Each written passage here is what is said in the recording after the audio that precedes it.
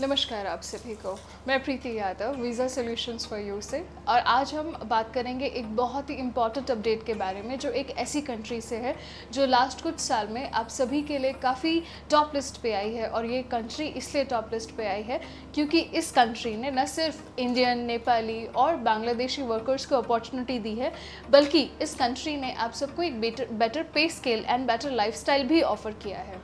मैं बात कर रही हूँ आज क्रोएशिया के बारे में। हालांकि क्रोएशिया के बारे में आजकल हम काफ़ी ऐसी खबरें सुनते हैं कि क्रोएशिया में अगर आपका पेपर जाग्रेब जैसी सिटी या म्यूनसिपैलिटी से लगा हुआ है तो आपके परमिट डिले हो सकते हैं, या मे बी क्रोएशिया ने एक मैंडेटरी क्लॉज इम्प्लीमेंट कर दिया है सभी एम्प्लॉयर्स के ऊपर कि अगर वो वर्क परमिट रिलीज़ कराना चाहते हैं किसी भी कैंडिडेट का तो उनको 2000 यूरो के करीब एक डिपॉजिट अमाउंट, एक सिक्योरिटी अमाउंट वहाँ के इमिग्रेशन डिपार्टमेंट को सबमिट कराना पड़ेगा।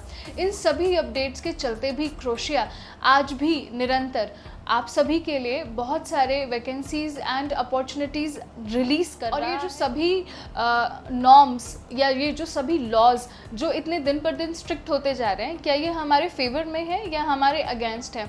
अगर कोई मैं अपना पर्सनल ओपिनियन शेयर करूं तो ये हमारे अगेंस्ट नहीं है, ये हमारे फेवर में ही है, क्योंकि बहुत सारे वर्कर्स वहाँ पर जाते हैं और आप भी जानते हैं और हम भी जानते हैं कि उन वर्कर्स का रियल इंटेंशन क्रोएशिया जैसी गवर्नमेंट को सर्व नहीं करना होता। उनका रियल इंटेंशन सिर्फ क्रोएशिया जैसी कंट्री को एज अ पाथवे इस्तेमाल करना होता है और उसके बाद उन्हें दूसरी कंट्रीज़ जैसे कि पोर्तुगल या दूसरी शेंगन कंट्रीज़ में मूव होना होता है।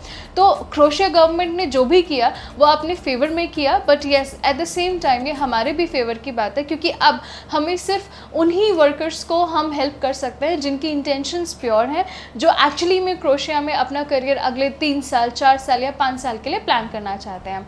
हालांकि इन सब बातों के चलते प्लस या माइनस इमिग्रेशन रूल्स चेंज होते रहते हैं, बट क्या क्रोएशिया अभी भी हमें अप्लाई करना चाहिए? और अब जो मैं बात आप सभी के साथ शेयर करने वाली हूँ, उस बात को सुनकर न सिर्फ आप मोटिवेट हो जाएंगे क्रोएशिया अप्लाई करने के लिए, बल्कि ये आप सभी के लिए आपके लाइफ का, आपके करियर का एक लाइफ चेंजिंग डिसीज़न भी होगा। अभी हमारे पास रिसेंटली अपडेट आई है कि क्रोएशिया के स्टेट गवर्नमेंट डिपार्टमेंट से पोस्टल डिलीवरी बॉयज़ की रिक्वायरमेंट आई है। आप लोगों को सुनकर लग रहा होगा कि स्टेट गवर्नमेंट कैसे इनवाइट कर सकती है, बट ये सच है। स्टेट गवर्नमेंट ने टेंडर निकाले हैं जिसमें बहुत सारे क्रोएशियन रिक्रूटमेंट कंपनीज़ ने अप्लाई करा है। ये वर्कर्स की जो डिमांड है वो 280 वर्कर की डिमांड है और ये कोई छोटा नंबर नहीं है। आप सभी ने ये भी सुना होगा कि बहुत सारे कंपनीज़ आईडीज़ नहीं बना रहे हैं डिलीवरी बॉयज़ के, कैब ड्राइवर्स के, लेकिन अगर आप क्रोएशिया में डिलीवरी करना चाहते हैं 2 व्हीलर्स पे या 4 व्हीलर्स पे, तो स्टेट गवर्नमेंट ने ही आप सभी के लिए परमिट निकालने का डिसीज़न लिया है। ये जो परमिट है ये इंडियन वर्कर्स के लिए भी है और नेपाली वर्कर के लिए भी है।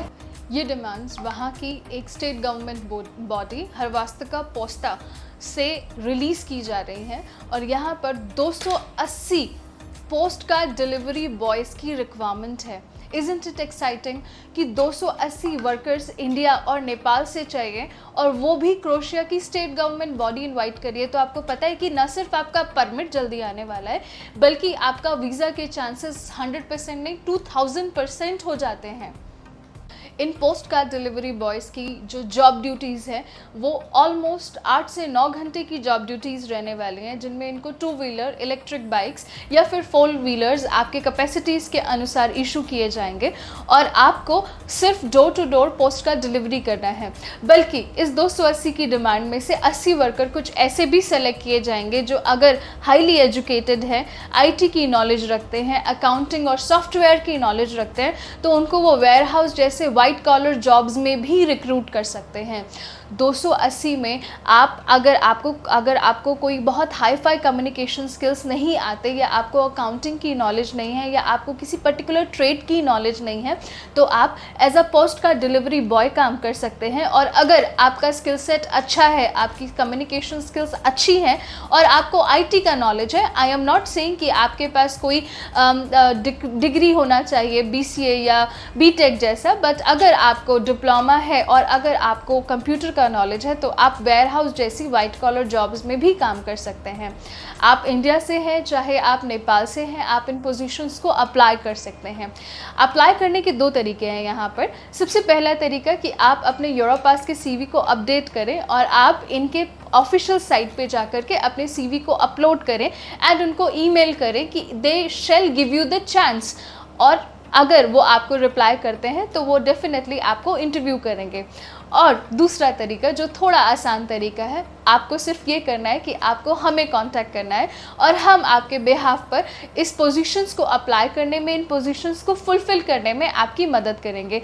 Please call right now for more information. We are Visa Solutions for you and you can reach us at 95 512 51295.